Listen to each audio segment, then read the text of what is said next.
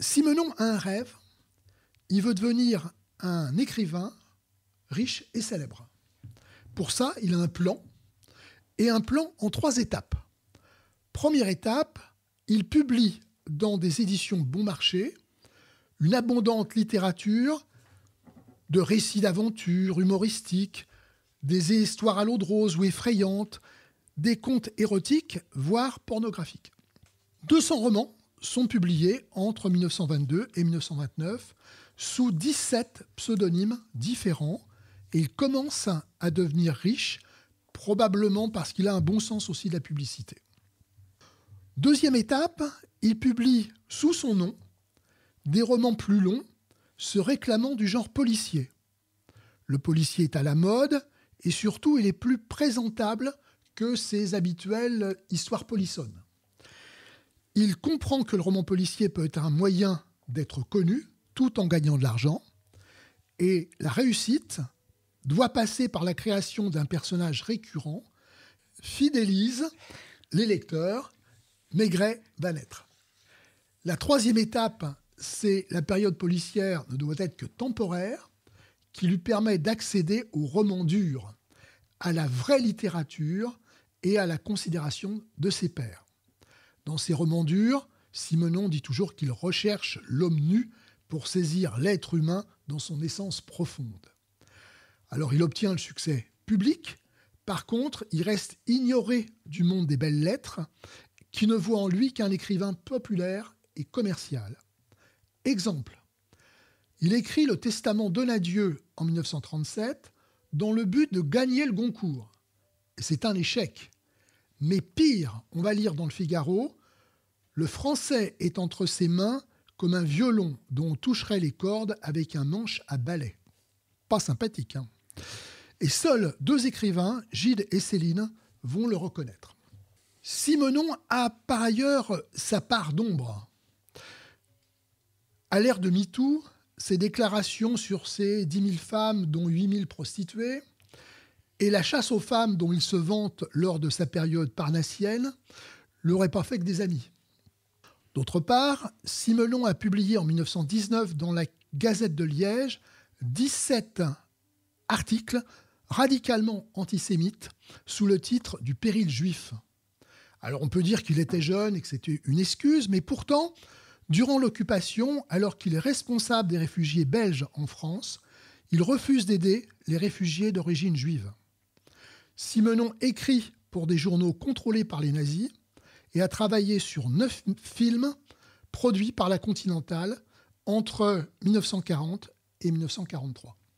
Alors Simenon, collabo ou opportuniste, en tous les cas, il quitte la France pour le Canada et les USA en 1945 pour fuir la justice et le comité d'épuration des gens de lettres. C'est sûr que c'est pas avec Céline et Gide qu'il aurait eu un soutien Non, de pour se réhabiliter. de ce côté-là, non. Jules Maigret, lui, est né en 1887.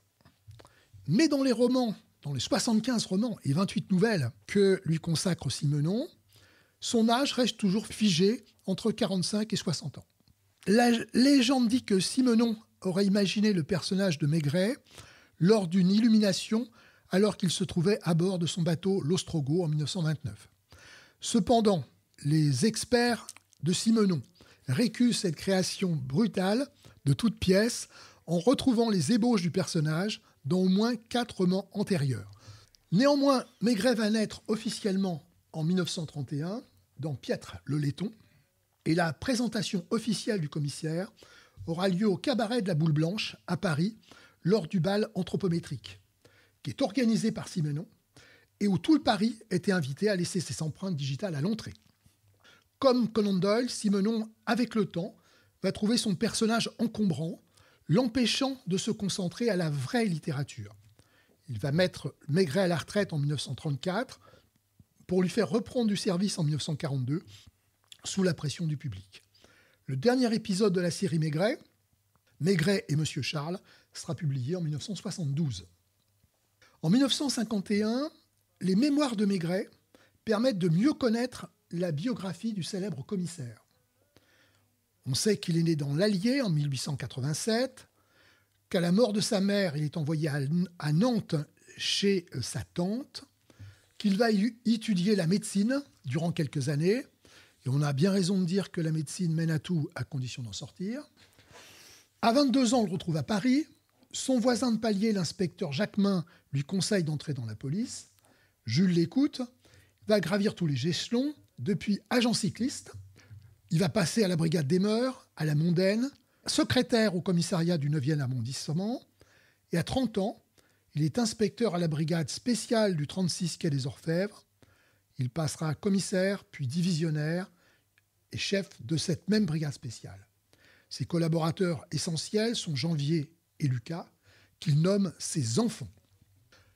Maigret, commissaire à la PJ de Paris, intervient surtout sur des affaires se déroulant dans la capitale, mais ça ne l'empêche pas d'être appelé ailleurs, en France ou à l'étranger.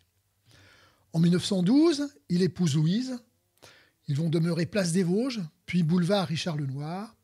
Son épouse fidèle lui prépare ses petits plats préférés, le pot-au-feu, la blanquette de veau, le foie de veau aux papillotes.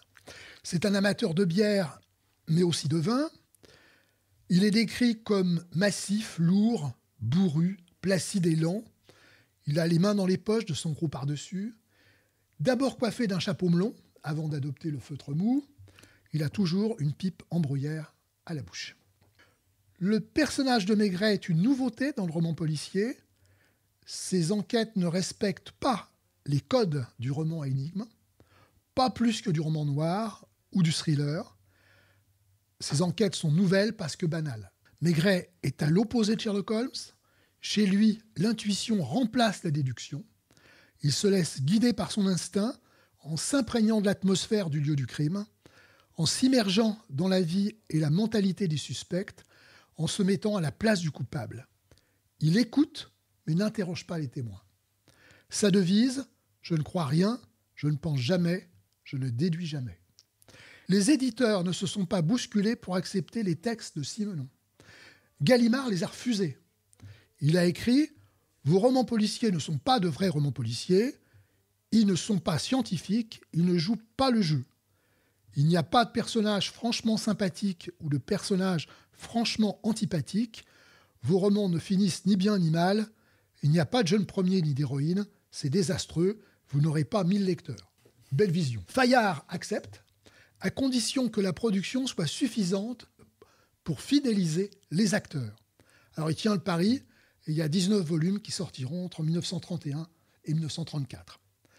Maigret va assurer le succès mondial de Simenon, avec en plus la fortune tant souhaitée. Les critiques évoquent pourtant Simenon avec réticence, dans la mesure où il s'est servi du roman policier pour construire sa carrière et n'a jamais respecté les règles du genre. En 2003, consécration, Maigret entre à la Pléiade. Et il ne pouvait finir que sur grand écran ou petit écran. Bien sûr. Mais très tôt, puisque dès 1932, Pierre Renoir interprète pour la première fois le rôle du commissaire. Il sera suivi par Harry Bor, qui était le Maigret préféré de Simenon, puis Albert Préjean, alors là on ne comprend pas pourquoi, Michel Simon, Jean Gabin, jusqu'à Gérard Depardieu en 2022. Et la télévision n'est pas en reste. On a eu Jean Richard dans 90 épisodes, Bruno Kremer, qui a endossé le par-dessus du commissaire de 91 à 2005, et puis Rowan Atkinson, le célèbre Mr Bean, mais là qui a fait juste un petit tour de 4 épisodes, parce que vraiment c'était une erreur. Merci pour cette